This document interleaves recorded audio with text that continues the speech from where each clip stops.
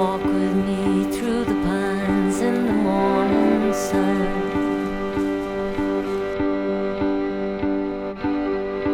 The birds are singing in the pines in the morning sun. Here in Massachusetts, there's sure to be an eastern white pine somewhere nearby. This tree is easy to identify because it's the only native pine with 5 needles per leaf bundle. These can be used all year to make a tea that's a good source of vitamin C. A lesser-known product of this tree is its male cones and the pollen they produce. If you're allergic to pollen, you might justifiably be wary about using it. However, several reliable sources claim that it's less likely to cause allergic reactions because it's heavy and falls to the ground. It's trees like this birch that release their pollen at the same time that may be the actual culprits. Their pollen is lighter than that of the pines, and thus stays in the air longer. One reason pine is blamed is probably because its pollen is more obvious.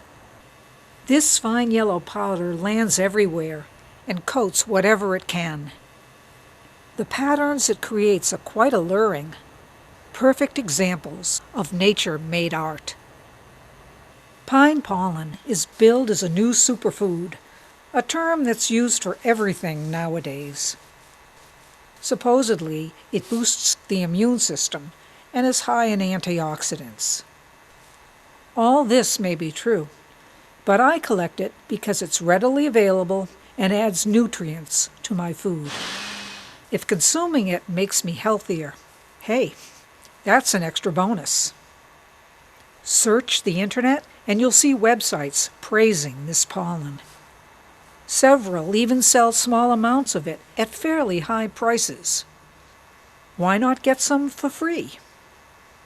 All pines produce pollen, but I use white pine because it's so common. The best trees are found in open areas because their cones get more sunlight and are located lower down on the tree. Those in shady areas need more light.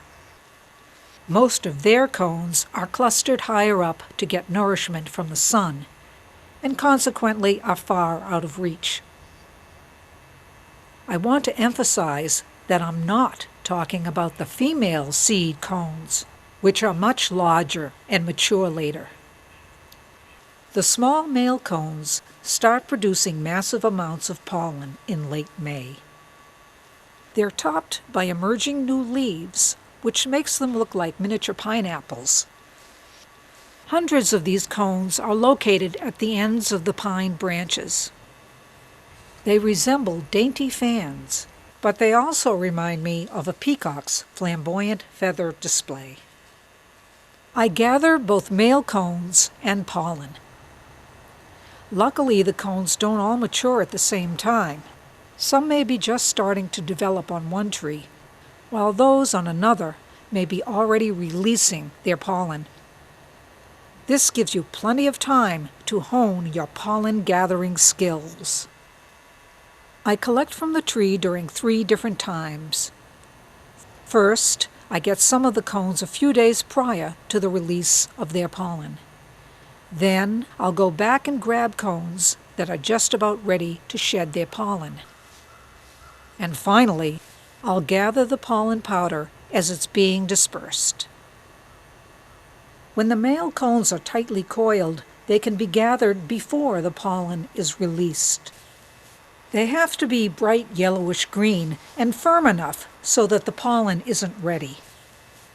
To collect the male cones off the branches, either pinch them with your fingers or snip them with scissors.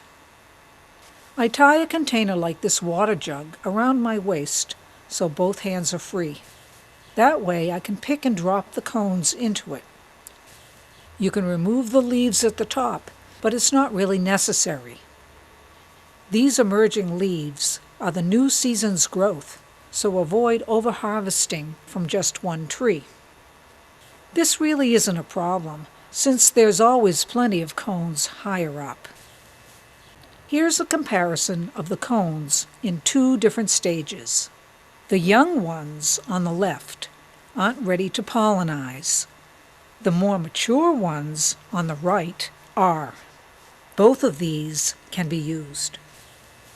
Notice the difference in their size and color. The new cones are yellowish green, small and firm.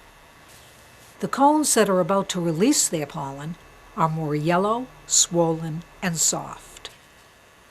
Eat the young cones raw as a snack. They have a mild taste. Those with allergies might be able to try these without repercussions, since no pollen powder is present. I also freeze a few for later use. First, I place them on parchment paper, and once they're frozen, I store them in a jar. Notice I've put them next to some black locust flowers, which are available at the same time. My favorite way to use these frozen ones is to add them to smoothies. I especially like to do this when it's cold outside, so I can combine them with the black locust flowers and wild fruits that I froze during the summer. After I collect enough of the young cones, I go back for the older ones that are just about to release their pollen. As you can see, some are already doing that. When I get home, I first make sure to scrape the sides of my container to get any pollen that may have been released. Then I go inside and put the cones on parchment paper. That way they'll dry out a bit, and the pollen will separate from the cones. When I move the cones, there's quite a bit of pollen. It can be messy. I scrape it up with a knife, put it in a spoon, and then into a strainer to sift it. I keep repeating the process. Once I've collected all the pollen, I place it in a jar, which is now ready to be put in the freezer. After I finish doing this, I let the cones sit for another day because they continue to release more pollen. Avoid collecting the cones when they turn orangey brown, because at that point you're too late. If you squeeze them and they're squishy to the touch, or they break off in your hand, it's time to move on to another tree. When they're all worn out, I put them in my compost pile. Or maybe you have a cat like mine who enjoys using these old cones as a cozy cushion. Just for fun, I try to gather the powdery pollen directly from the tree, with emphasis on the word try. This can be challenging and labor-intensive. I know that this method isn't too practical, since it doesn't yield much, but I do it anyway. I put a container under some ripe cones and shake, shake, shake. Most of it flies off onto me, and almost everywhere else, except into my container. Oh well. At home, I sift and combine this powder with the supply I already have. Rejuvenate a ho-hum breakfast with these mini pancakes. Just add a couple tablespoons of pollen to the batter for a colorful treat. And don't forget that the powder can also be added to smoothies. Have I awakened your curiosity yet?